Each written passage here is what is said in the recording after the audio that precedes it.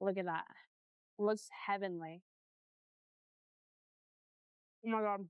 This is so good. The bread is so soft. It's so garlicky. And then it has that smooth cream cheese. It's a little sweet. This is amazing. 수십 개 나라를 여행한 미국인 커플이 서울에 도착한 지 하루도 안 돼 여행 계획을 바꾸기 시작했습니다.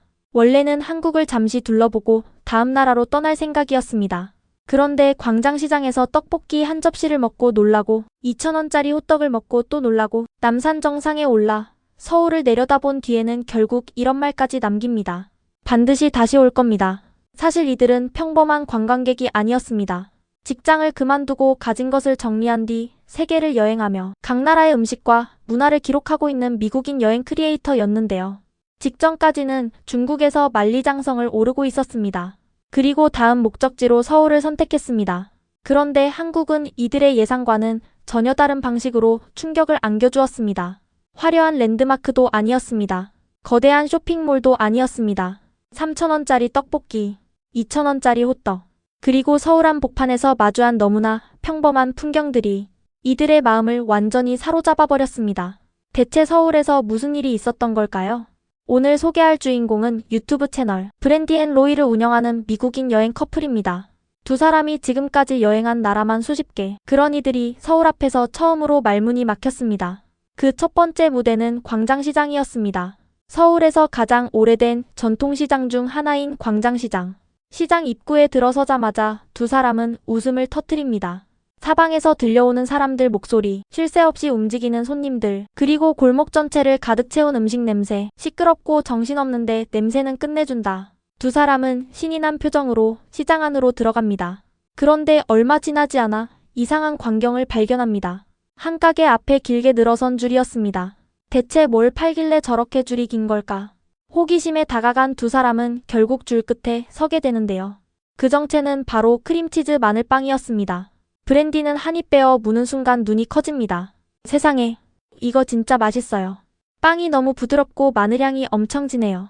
크림치즈는 부드럽게 녹고 약간 달콤하기까지 해요.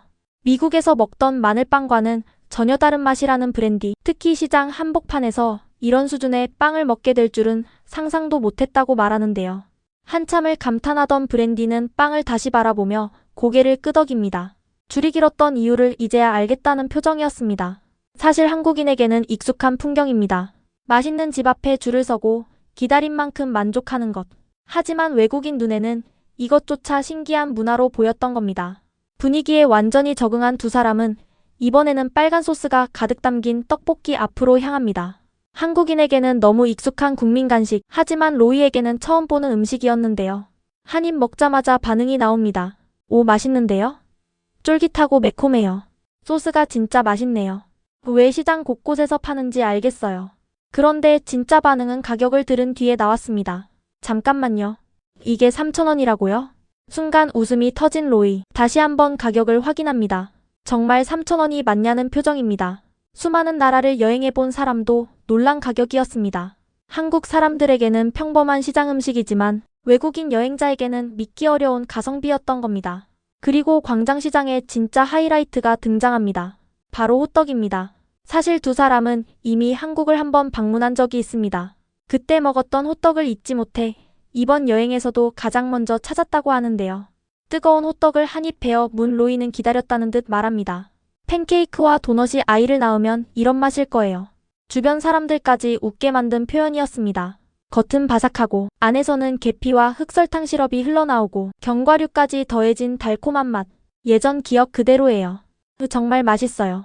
한 번 먹고 끝나는 것이 아니라 계속 손이 가는 맛. 바로 그 호떡 특유의 매력이었습니다. 게다가 가격은 단돈 2,000원. 결국 두 사람은 호떡을 먹으며 이렇게 말합니다. 이 가격에 이 맛은 말이 안 돼요. 광장시장을 떠나는 순간까지도 감탄은 멈추지 않았습니다. 시장 하나만 둘러봤을 뿐인데 이미 한국 여행이 성공한 느낌이었다는 겁니다. 광장시장에서 실컷 먹고 나온 두 사람은 잠시 서울숲으로 향합니다. 그런데 신기하게도 시장에서 그렇게 떠들던 두 사람이 이곳에서는 잠시 말을 멈춥니다.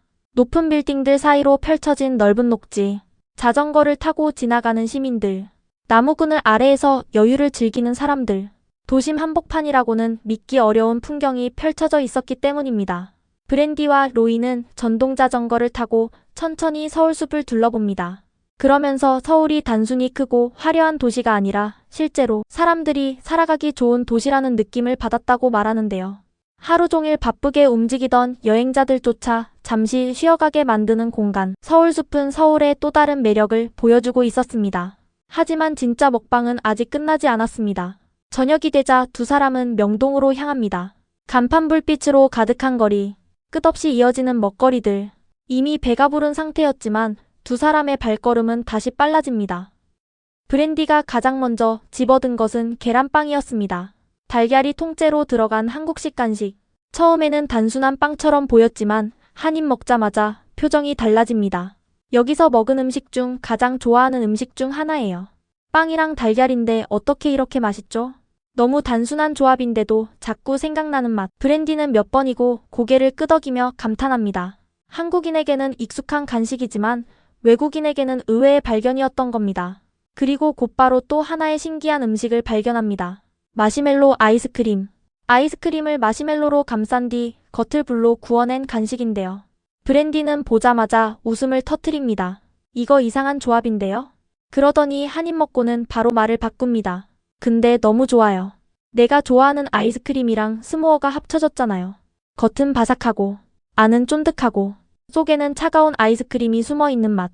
브랜디는 연신 감탄하며 웃음을 멈추지 못했습니다. 한국 야시장이 왜 외국인들에게 인기인지 그대로 보여주는 장면이었습니다. 그리고 이날의 마지막 식사는 갈비치킨이었습니다. 치킨과 한국식 양념이 어우러져 지글지글 익어가는 모습만으로도 군침이 돌 정도였는데요. 로이는 한 입 먹자마자 고개를 끄덕입니다. 정확히 뭔지는 모르겠는데 진짜 맛있어요. 고추장 때문인 것 같기도 해요. 그 맛이 엄청 깊어요. 결국 식사를 마친 뒤 두 사람은 이렇게 말합니다. 이번 한 달 동안 먹은 음식 중 최고예요. 세계를 여행하며 수많은 음식을 먹어본 사람들이 내린 평가였습니다. 다음 날, 두 사람은 남산으로 향합니다. 원래는 케이블카를 타려고 했지만 예상보다 긴 줄을 보고 계획을 바꿉니다. 직접 걸어서 올라가기로 한 것이죠. 하지만 생각보다 훨씬 힘든 코스였습니다. 만리장성을 올랐던 커플조차 헉헉거릴 정도였으니까요. 오르막이 이어질수록 숨은 점점 차오릅니다. 하지만 그 과정에서도 새로운 발견은 계속됐습니다. 오르막을 오르던 로이는 중간에 설치된 운동기구를 발견합니다. 이게 무료라고? 신기하다는 듯 기구를 만져보는 모습. 한국인 눈에는 그냥 공원 한켠 시설이지만 외국인에게는 도저히 이해가 안 되는 광경이었습니다. 산을 오르는 동안 누구나 이용할 수 있는 운동시설, 깨끗하게 관리된 등산로, 곳곳에 마련된 쉼터, 그 모든 것이 자연스럽게 유지되고 있었기 때문입니다. 한참을 올라 정상에 도착한 두 사람. 그 앞에는 서울 전경이 펼쳐졌습니다. 끝없이 이어지는 건물들, 도시를 가로지르는 한강, 그리고 그 뒤를 감싸고 있는 산들. 숨이 차고 땀은 비오듯 흘렀지만 로이는 한동안 그 자리를 떠나지 못했습니다. 타임랩스까지 촬영한 뒤 남긴 말은 더욱 인상적이었습니다. 케이블카 타지 마세요. 직접 걸어 올라오세요. 훨씬 더 좋은 풍경이 기다리고 있습니다. 그리고 잠시 웃으며 덧붙였습니다. 힘들긴 하지만 그게 진짜 보상이거든요. 직접 땀 흘려 올라온 사람만이 느낄 수 있는 만족감. 아마 그 순간 두 사람은 서울을 가장 서울답게 경험하고 있었는지도 모릅니다. 여행 마지막 날. 두 사람은 빗속의 명동거리를 다시 걸었습니다. 올리브영에서 외국인 웰컴 기프트도 받고 마지막 밤 공기를 천천히 즐기며 서울과 작별 인사를 준비했는데요. 그리고 영상의 마지막, 브랜디는 카메라를 바라보며 짧지만 강한 한마디를 남깁니다. 서울은 정말 최고였어요. 지금까지 다녀본 도시 중 손에 꼽아요. 반드시 다시 올 겁니다. 직장을 그만두고 세계를 여행하는 미국인 커플, 수십 개 나라를 직접 경험한 이들이 서울을 최고의 도시 중 하나로 꼽았습니다. 하지만 서울은 두 사람의 여행 목록에서 끝난 도시가 아니었습니다. 언젠가 다시 돌아오고 싶은 도시가 됐습니다. 시장 골목의 따뜻한 음식, 깨끗하게 관리된 공원, 누구나 걸을 수 있는 등산로, 그리고 늦은 밤까지 활기찬 거리. 우리에겐 너무 익숙해서 특별함을 느끼지 못하는 풍경들. 하지만 누군가에게는 평생 기억에 남을 여행이 되고 있었습니다. 어쩌면 우리는 너무 가까이 있어서 모르고 있었는지도 모릅니다. 수십 개 나라를 다녀본 여행자가 다시 오겠다고 약속한 도시가 바로 우리가 살고 있는 서울이라는 사실을 말입니다.